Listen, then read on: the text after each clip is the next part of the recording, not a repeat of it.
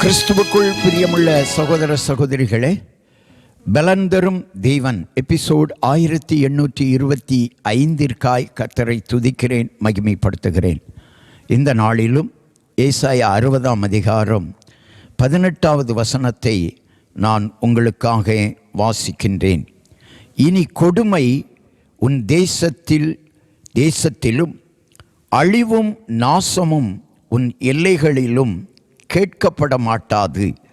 உன் மதில்களை இரட்சிப்பென்றும் உன் வாசல்களை துதி என்றும் சொல்லுவாய். மதில்கள் என்றால் காம்பவுண்ட், வாசல்கள் ஹல்லேலூயா ஸ்தோத்திரம் துதிக்கிற வாசல்களாக மாறும். துதிக்கிற மனிதர்கள் உன் வாசல்கள் வழியே வருவார்கள். துதியின் சத்தம் உன் வீடுகளிலே கேட்கும். உன் மதில் பாதுகாப்பாயிருக்கும். எப்பொழுது தெரியுமா?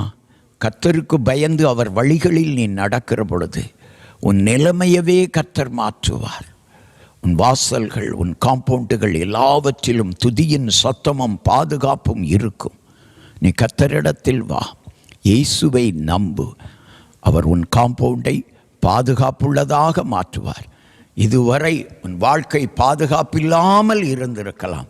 இன்று முதல் உன் வாழ்க்கை, உன் குடும்பம், உன் வீடு, உன் தொழில், உன் வியாபாரம் பாதுகாப்பாய் பராமரிக்கிற பொறுப்பை கர்த்தர் பொறுப்பெடுத்துக் கொள்வார். நீ ஆசீர்வாதமாய் இருப்பாய். உன் வாசல்களிலே துதியின் சத்தம் கேட்டுக்கொண்டே இருக்கும்.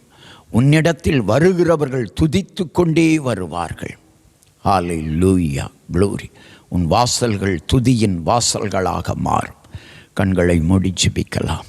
எங்களை நேசிக்கிற நல்ல தகப்பனே, இதுவரைப்பட்ட பாடுகள், இதுவரைப்பட்ட கஷ்டங்கள் எல்லாவற்றையும் மாற்றி ஆண்டவரே, பாதுகாப்பற்ற வாழ்க்கை வாழ்ந்தவர்களுக்கு பாதுகாப்பை கொடுத்து வாழ வைக்கிற தகப்பனே ஸ்தோத்திரம்.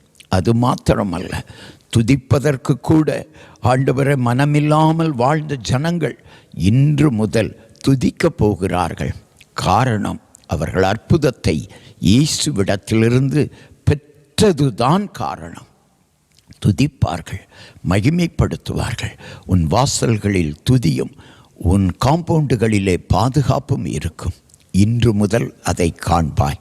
இயேசு கிறிஸ்துவின் நாமத்தில் ஜெபிக்கிறேன் பிதாவே, ஆமென்.